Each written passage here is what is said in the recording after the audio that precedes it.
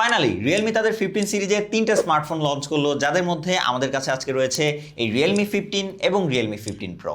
So আপনারা সবাই জানেন যে রিয়েলমি কিন্তু তাদের নাম্বার সিরিজ নিয়ে খুবই জনপ্রিয়। তো অফিসিয়াল ডিভাইস ওয়াইজ এই দুইটার যে প্রাইস রেঞ্জে লঞ্চ হয়েছে এবং আপনাদেরকে কি কি অফার করছে আজকের ভিডিওতে সকল কিছু জানাবো। সো অবশ্যই ভিডিওটা ভালো লেগে থাকলে like, comment, share and subscribe করে পাশেই থাকবেন। চলুন শুরু করা যাক। ফার্স্ট অফ অল, যেহেতু প্রোটার খুব বেশি জনপ্রিয় থাকে প্রতিবারই, সো এইবার কিন্তু আমরা প্রো নিয়ে কথা বলবো।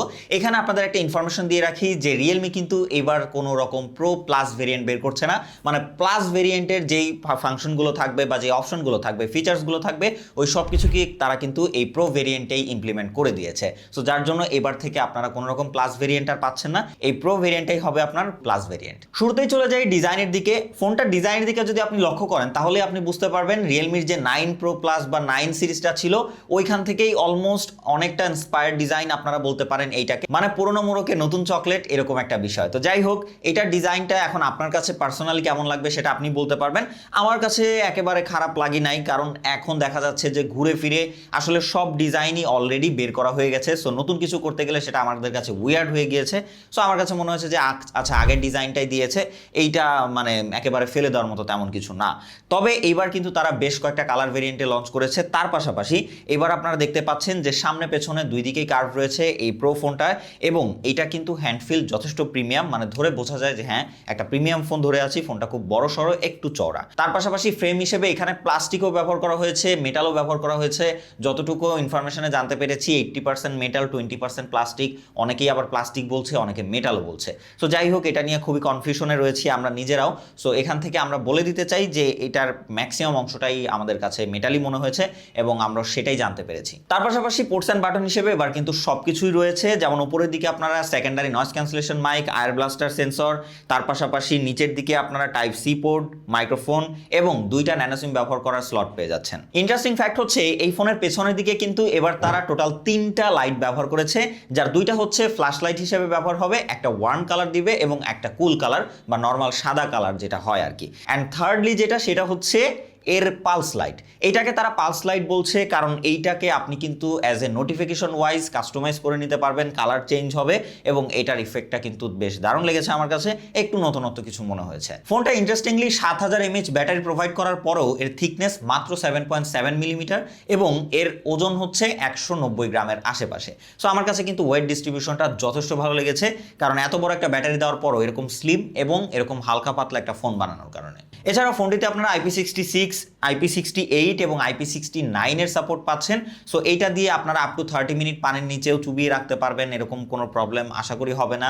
যথেষ্ট সার্টিফাইড একটা ফোন এটা বলা যাচ্ছে। ফোনটা ডিসপ্লে সেগমেন্টে আসলে একদম হায়ার স্পেসিফিকেশনের যা আমরা শুনে থাকি তার থেকে কিছুটা বেশি এই ডিসপ্লেতে ব্যবহার করা হয়েছে। যেমন ফোনটাতে ব্যবহার করা হয়েছে একটা 6.8 ইঞ্চির OLED ডিসপ্লে, যেটা কিন্তু 1 বিলিয়ন কালার সাপোর্টেড, 144 হার্জের রিফ্রেশ রেট রয়েছে এটাতে। তার পাশাপাশি HDR10+ এর সাপোর্ট রয়েছে। এছাড়াও 4608 হার্জের PWM ডিমিং সাপোর্ট রয়েছে এবং ইন্টারেস্টিংলি এই ফোনটার 1800 নিটস কিন্তু HBM এবং 6500 নিটস পিক ব্রাইটনেস। মানে আপনি ভাবতে পারছেন এই সংখ্যাটাই হয়তো আপনার কাছে এ পর্যন্ত শোনা ডিসপ্লের দিক থেকে সব থেকে বেশি নিটসের ব্রাইটনেস একটা ডিসপ্লেটা। তো যাই হোক, সেক্ষেত্রে যদি আমরা ডিসপ্লের কথা বলি, একদম সুপার ব্রাইট ছিল। ইনডোর আউটডোর সব জায়গাতে আমরা ব্যবহার করেছি, কোনো জায়গাতেই কিন্তু এই ডিসপ্লের ভিজিবিলিটি নিয়ে আমাদের কোনো রকম স্ট্রাগল করতে হয়নি। সব জায়গাতেই যথেষ্ট ভিজিবল ছিল এবং এখানে 4D+ কার্ভ ডিসপ্লে ব্যবহার করার কারণে চারিদিকেই কিন্তু আপনারা কার্ভ দেখতে পাবেন, মানে কোয়াড কার্ভ যেটাকে বলছে আর কি সবাই। এর পাশাপাশি এর বেজেলটাও কিন্তু যথেষ্ট মিনিমালিস্টিক এবং ন্যারো রয়েছে।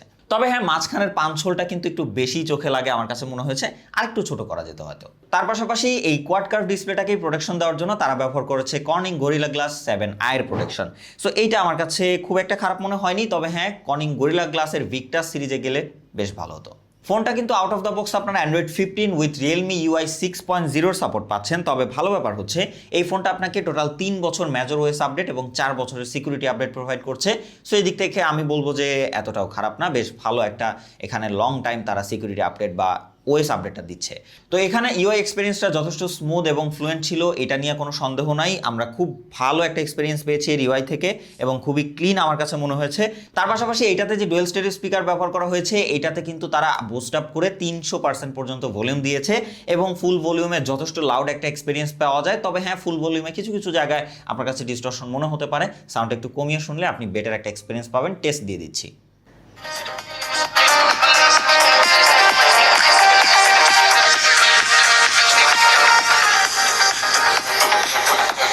এছাড়াও ফোনটাতে LPDDR4X র্যামের পাশাপাশি UFS 3.1 স্টোরেজ সাপোর্ট রয়েছে, সেদিক থেকে কিন্তু এটা আপনাকে বেশ ভালো একটা ফাস্টার এক্সপিরিয়েন্স এখান থেকেও দিচ্ছে। ফাইনালি চিপসেট নিয়ে কথা বললে এইটাতে একটা নতুনত্ব চিপসেট রয়েছে যেটা হচ্ছে স্ন্যাপড্রাগন 7 Gen 4। সো অনেকেই হয়তো 7 Gen 3 পর্যন্ত মোটামুটি ইউজ টু বা শুনেছেন, তো 7 Gen 3 থেকে এইটাতে 2 লাখ স্কোর বেশি আসে আন্টু স্কোরে, 7 Gen 3 তে আসে 8 লাখের আশেপাশে এবং এইটাতে এসেছে 10 লাখের আশেপাশে। সো বুঝতেই পারছেন পারফরমেন্সে খানিকটা ইনক্রিজমেন্ট রয়েছে এখানে। যেমন 7 Gen 3 তে হায়ার ক্লক ছিল 2.63 GHz এবং এইটাতে রয়েছে 2.8 GHz। সো ওইটা থেকে কিছুটা ওভারক্লক বলা যেতে পারে এই প্রসেসরটাকে। এবং সেক্ষেত্রে যদি আমরা পারফরমেন্সের কথা বলি, আমরা এটা দিয়ে বেশ কিছু গেমিং করেছি, হার্ডকোর ব্যবহার করেছি, হেভি অ্যাপ্লিকেশন ব্যবহার করেছি, সব জায়গাতে কিন্তু আমাদের কাছে এটা সন্তুষ্টজনকই মনে হয়েছে। তবে হচ্ছে এখানে যে প্রসেসরটা ব্যবহার করা হয়েছে এটা অবশ্যই কোনো ফ্ল্যাগশিপ প্রসেসর না। এই প্রসেসর দিয়ে আপনারা রেগুলার লাইফ ইউজ কাজবাজ করতে পারবেন একদম ইজিলি। তার পাশাপাশি টুকটাক গেমিংও করতে পারবেন, যেমন আমরা পাবজি 90 FPS খেলতে পেরেছি এবং যথেষ্ট স্টেবল পারফরমেন্স ছিল।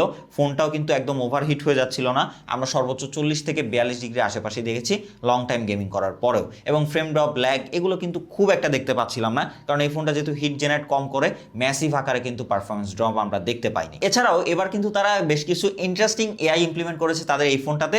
যেমন আমরা কিন্তু এতদিন পর্যন্ত এআই ব্যবহার করতাম টেক্সট করে, এবার কিন্তু এইটাকে ভয়েস কমান্ড দিয়ে আপনারা যে কোনো ইমেজ এডিট করে নিতে পারবেন। মানে আপনারা লিখে কষ্ট করে বলতে হবে না, আপনি জাস্ট আপনার মুখ দিয়ে বললে সেটাই কিন্তু শুনে আপনার ওই কথা অনুযায়ী কিন্তু আপনাকে ইমেজ এডিট করে দিতে পারবে একদম ফোনের ইন্টারনাল যে গ্যালারি রয়েছে সেখান থেকে। সেই ব্যাপারটা আমার কাছে একটু ইন্টারেস্টিং লেগেছে। এছাড়াও কিন্তু আপনারা circle to search, Gemini option এগুলো তো পেয়ে যাচ্ছেন। ফাইনালি ক্যামেরা সেগমেন্টে আসলে এইটাতে ব্যবহার করা হয়েছে রিয়ারে টোটাল ডুয়েল ক্যামেরা সেটআপ। এখানে মেইন সেন্সরটা হচ্ছে সনির IMX890, যেটা হচ্ছে একটা 50 মেগাপিক্সেলের সেন্সর। এছাড়াও একটা 50 মেগাপিক্সেলের আলট্রাওয়াইড সেন্সর ব্যবহার করা হয়েছে এবং ফ্রন্টেও ব্যবহার করা হয়েছে একটা 50 মেগাপিক্সেলের ফ্রন্ট ক্যামেরা। তো সেদিক থেকে মিসিং এর কথা বললে এখানে টেলিফটো লেন্সটা মিসিং রয়েছে। তো এবার যদি আমরা পারফরমেন্সের কথা বলি, এই ফোনটার ক্যামেরা পারফরমেন্স যথেষ্ট ভালো ছিল। যেমন ডে লাইটে কিন্তু আমরা যথেষ্ট পরিমাণে ডিটেল দেখতে পেয়েছি, তার সাথে সাথে ডাইনামিক রেঞ্জটাও বেশ অ্যাগ্রেসিভলি হ্যান্ডেল করতে পারে। তবে আকাশের কালারটা একটু বেশি নীল করে ফেলে কেন জানি না। তার পাশাপাশি আমরা যদি হচ্ছে এক্সপোজারের কথা বলি, এক্সপোজারটাও বেশ ভালো মেনটেন করতে পারে। আমরা ডিরেক্টলি সানলাইটেও এই ফোনটা দিয়ে ছবি তুলেছি। এছাড়াও কালার কনসিস্টেন্সি আমার কাছে খুব একটা চেঞ্জেস মনে হয়নি। এর আলট্রাওয়াইডেও যেরকম আপনারা পাবেন, এর মেন সেন্সরটাতেও তেমন পাবেন, তেমন কিন্তু খুব একটা আহামরি চেঞ্জ আমরা দেখতে পাইনি। অলমোস্ট ক্লোজ একটা এক্সপিরিয়েন্স আপনাকে দিয়ে থাকবে। তার পাশাপাশি পোর্ট্রেটের দিকে আপনারা যেহেতু কোনো টেলিফটো লেন্স নেই, দুইটা ফোকাল লেন্স পাচ্ছেন 1x এবং 2x, দুইটাতেই বেশ ভালো কোয়ালিটির ছবি তোলা যায় এবং এটার ডেলাইট পোর্ট্রেট যথেষ্ট ভালো আমি বলবো। ব্যাকগ্রাউন্ড বোকেটাও যথেষ্ট ন্যাচারাল ছিল, এজ ডিটেকশন যথেষ্ট ভালো ছিল, এর পাশাপাশি ডিটেল কিন্তু যথেষ্ট ভালো ছিল। তবে হ্যাঁ, একটু ছবিটাকে ব্রাইট করে, তার সাথে সাথে একটু কন্ট্রাস্টি ছবি দেয়, যেটা হয়তো দেখে অনেকেরই ভালো লাগবে এবং ফেসটাকেও একটু হোয়াইট করে। সবকিছু মিলিয়ে একদম রেডি টু আপলোড বলা যায়। তার সাথে সাথে ফ্রন্ট ক্যামেরা দিয়েও কিন্তু আপনারা যথেষ্ট ডিটেল পিকচার তুলতে পারবেন, একটু কন্ট্রাস্টি ছবি আপনারা দেখতে পারবেন। তবে হ্যাঁ, এর ডিটেল অনেক ভালো, 50 মেগাপিক্সেল হওয়ার কারণে আপনারা কিন্তু বেশ দারুণ কোয়ালিটির ডিটেল পাবেন, এক্সপোজার ব্যালেন্সও ভালো। তবে হ্যাঁ, ডাইনামিক রেঞ্জ ম্যানেজ করতে গিয়ে কিছুটা হিমশিম খেতে দেখেছি। ভিডিও সেগমেন্টে আসলে রিয়ার ক্যামেরা দিয়ে আপনারা 4K 60 FPS এ ভিডিও করতে পারবেন। সেক্ষেত্রে ভিডিওটা আমার কাছে যথেষ্ট স্টেবিলিটি মনে হয়েছে। তার পাশাপাশি এক্সপোজার খুব একটা শিফট করতে দেখিনি, কালারটাও মোটামুটি ভালো মতোই ধরে রাখতে পারে এবং যেই হচ্ছে ডাইনামিক রেঞ্জ সেটাও মোটামুটি ঠিকঠাকই রয়েছে। এর পাশাপাশি এই ফোনের ফ্রন্ট ক্যামেরা দিয়েও কিন্তু আপনারা 4K 60 FPS এ ভিডিও করতে পারবেন, এটা আমার কাছে বেশ ভালো লেগেছে। সো সেদিক থেকে এখানেও আমরা যথেষ্ট ডিটেল এবং স্টেবিলিটি পেয়েছি, খুব বেশি কালার কিন্তু শিফট করতে দেখিনি, কালার কনসিস্টেন্সি ভালো ছিল এবং এক্সপোজারটাও বেশ ভালো মতোই ধরে রাখতে পারে। সবশেষে ব্যাটারি সেগমেন্টে রয়েছে 7000 mAh এর ম্যাসিভ ব্যাটারি, তার পাশাপাশি 80 ওয়াটের ফাস্ট চার্জিং সাপোর্ট, যেটা কিন্তু আপনারা আবার চার্জারটা বক্সেই পেয়ে যাচ্ছেন এবং বক্সে কিন্তু একটা কেসও পেয়ে যাবেন। সবকিছু মিলিয়ে ব্যাটারি ব্যাকআপের কথা বলে এখান থেকে ডেফিনেটলি আপনারা 1.5 দিন প্লাস একটা ব্যাটারি ব্যাকআপ পাবেন যদি নর্মালি ব্যবহার করেন, এবং যদি হেভি ইউজ করেন তারপরও বোঝা যাচ্ছে যে 10-12 ঘন্টার আশেপাশে কিন্তু স্ক্রিন অন টাইম ইজিলি পাওয়া যাবে। নেটওয়ার্কের কথা বলে ফোনটাতে ওয়াইফাই 6 এর পাশাপাশি 9টা 5G ব্যান্ডের সাপোর্ট পাচ্ছেন। সো সেদিক থেকে এই নেটওয়ার্ক জনিত কোনো প্রবলেমে কিন্তু আমরা পড়িনি, যথেষ্ট ফাস্টার একটা এক্সপিরিয়েন্স পেয়েছি আমরা। ফাইনালি আমরা যদি এই প্রো ভেরিয়েন্টের ছোট ভাইয়ের কাছে যাই, মানে হচ্ছে Realme 15 এর দিকে যাই, সেইখানে আপনারা কিছু কিছু জিনিস চেঞ্জেস দেখতে পাবেন এবং কিছুটা কমতি দেখতে পাবেন, কারণ যেহেতু প্রাইসটাও কম, এছাড়াও এটা হচ্ছে বেস ভেরিয়েন্ট। সো সেদিক থেকে প্রথমেই আপনারা যেই চেঞ্জেসটা দেখতে পাবেন সেটা হচ্ছে ডিজাইনে। এর আগেরটা যেমন সামনে পেছনে কার্ভ ছিল, এটা কিন্তু টোটালি বক্সি ডিজাইন, মানে সাইড ফ্রেম থেকে শুরু করে সামনে পেছনে টোটালি ফ্ল্যাট ডিসপ্লে, বক্সি একটা ডিজাইন। সো এদিক থেকে আপনার কাছে যেটা আপনার ভালো মনে হয়, আমার কাছে কার্ভটাকেই বেশি কমফোর্টেবল লাগে। ফাইনালি এই প্রো ভেরিয়েন্টের থেকে কি কি কস্ট কাটিং করে এই ছোট ভাইকে মানে রিয়েলমি 15কে বানানো হয়েছে চলুন সেটাই জানা যাক।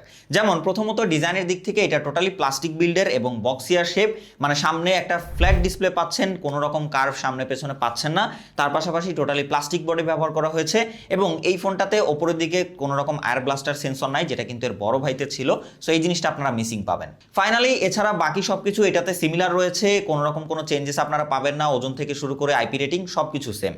তাছাড়া এইটাতেও কিন্তু আপনারা একদম সিমিলার ওএস সাপোর্টই পেয়ে যাচ্ছেন, 4 বছরের সিকিউরিটি আপডেট এবং 3 বছরের মেজর ওএস আপডেট এবং লেটেস্ট অ্যান্ড্রয়েড 15।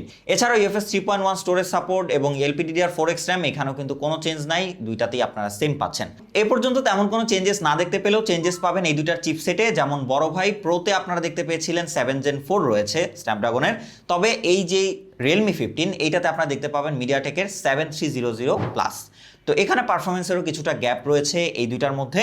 তো সেক্ষেত্রে বলতে গেলে এইটার পারফরমেন্সও কিন্তু খুব একটা খারাপ না, তবে হ্যাঁ পারফরমেন্স গ্যাপ ডেফিনেটলি ওইটার থেকে এইটা কিছুটা কম।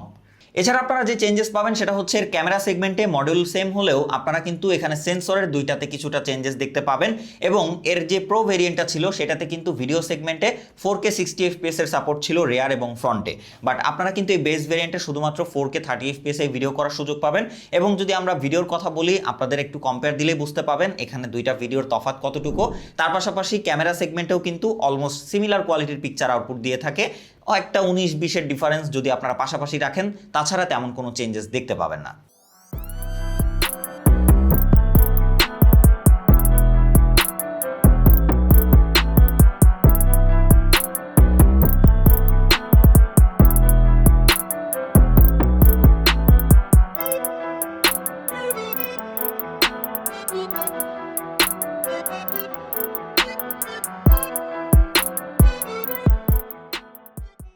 ফাইনালি ব্যাটারি সেগমেন্টেও এই দুইটার একদম সিমিলার এক্সপেরিয়েন্স।